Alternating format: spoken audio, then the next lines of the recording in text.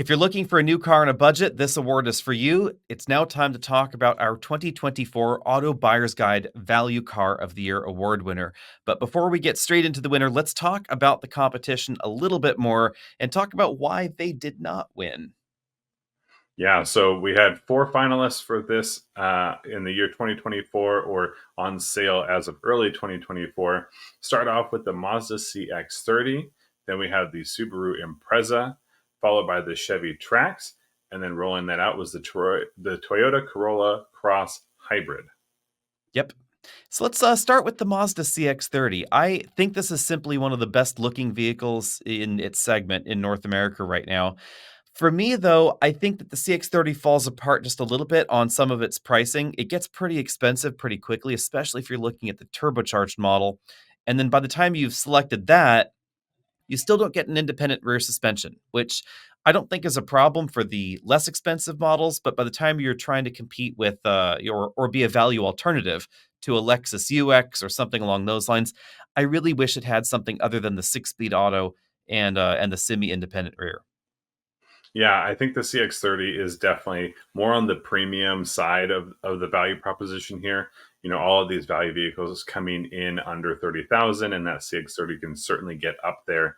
But you have the ability to buy a more base model. And the way I would describe this is kind of a young professional vehicle, especially if you're living in the city or around. It's smaller size, but still kind of premium look. It's very attractive. It feels pretty sophisticated for what it is.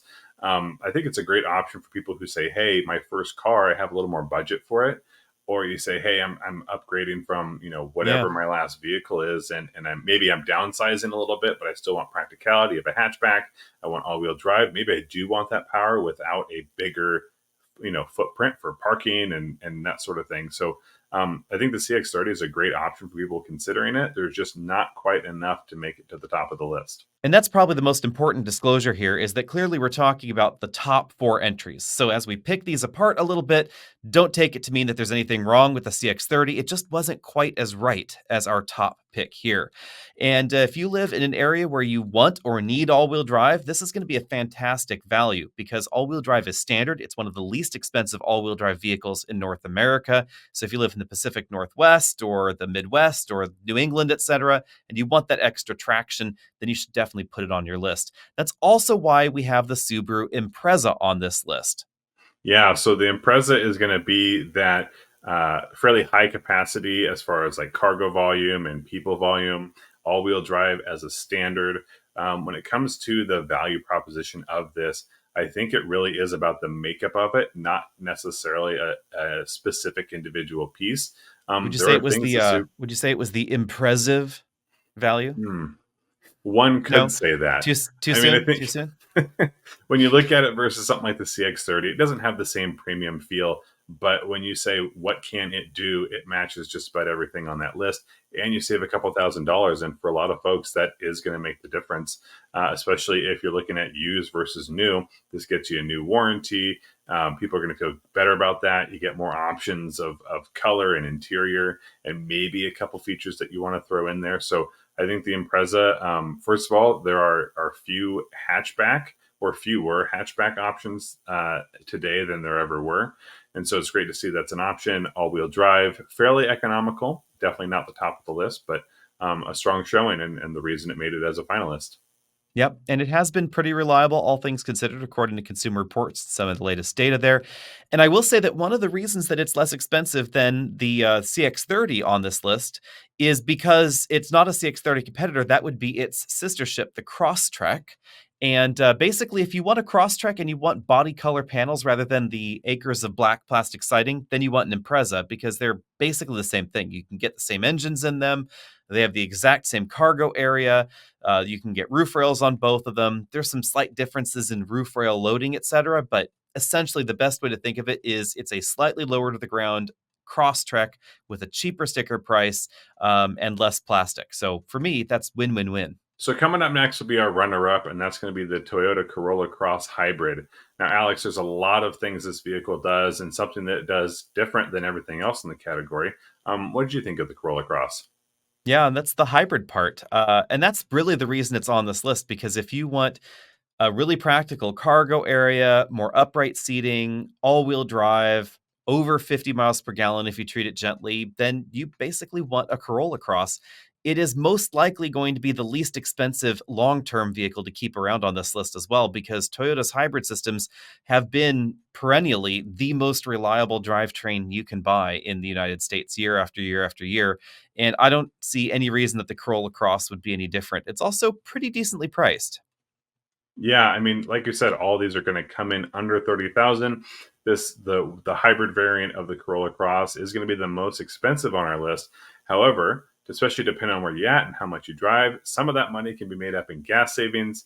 When you look at reliability, that means cost of ownership should go down as far as repairs and overall maintenance. Toyota does include 2 years of free maintenance, so that is something to consider.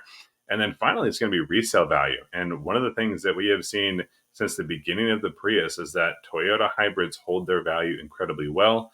And when you're looking at an affordable model that's high in reliability, high in practicality, this is one of those things where I would rather pay a slightly higher monthly car payment than slightly more at the dealership to go get it fixed, or every time I go to the pump, pay a little bit more there.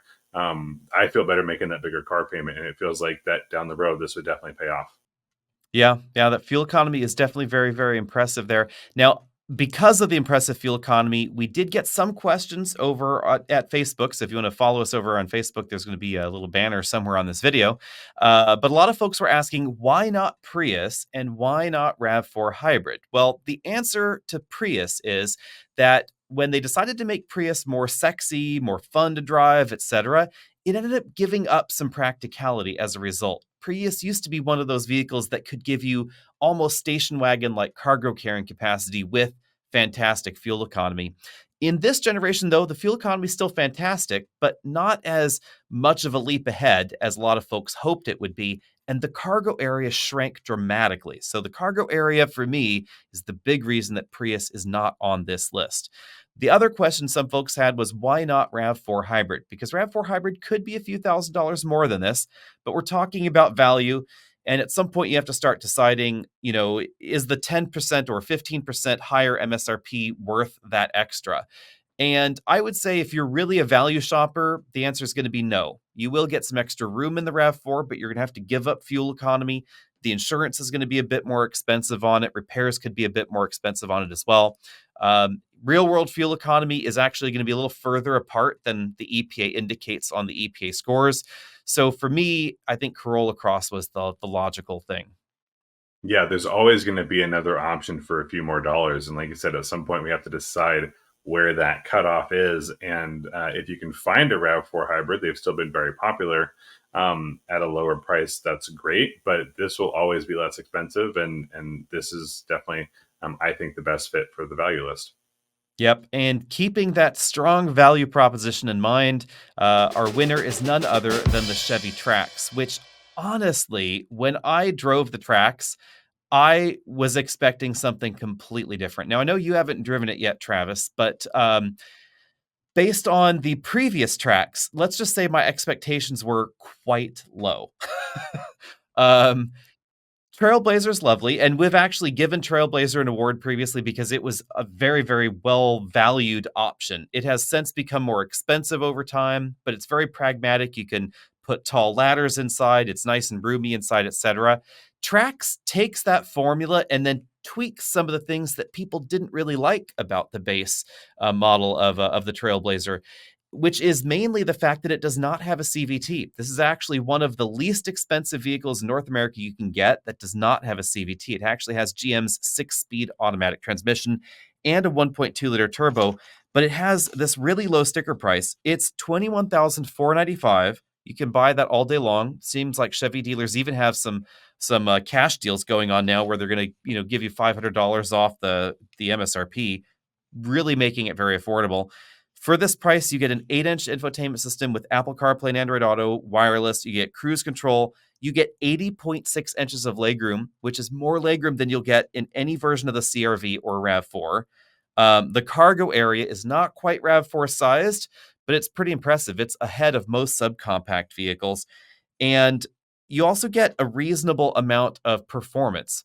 137 horsepower is actually better in person than you might think, because when you compare it to, say, a Corolla or a Civic or an Elantra or some of these other vehicles that are in this segment, a lot of them don't have turbos in the base model. So the addition of that turbo really gives you a high amount of low end torque. Um, but we were also talking earlier about features, and this is where I think the Trax really starts to gain traction, for lack of a better phrase there, is that I am a firm believer that if you're buying a new car and you really want to keep your car for a long time, quote unquote, get the features you really want in it. Because if you 5 years down the road, 3 years down the road, you right there when your lease or your financing is over, you might be tempted to say, "Well, I always wanted leather seats, or I always wanted this feature or that feature. Now's the time. My car payment's over. Now's the time to upgrade and get that other thing." The least expensive car to own is the one you already own. So keeping yourself in that longer is going to be the least expensive thing to do, and you can get a lot of features in the Trax for very little cash.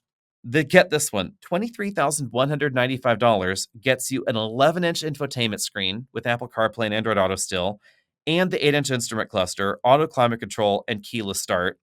And then if you want to bump that up to $24,995, that is the most expensive Trax you can possibly get. And that's going to give you 245 with tires, strangely good handling. This is actually one of the most fun little cars that I've driven in quite some time.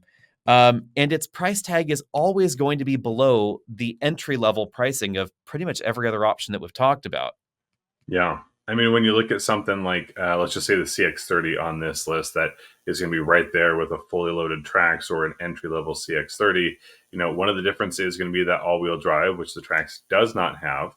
But when you look at all the feature set on the CX-30, if you say, "Hey, I'm going to stretch my budget," it is $25,000.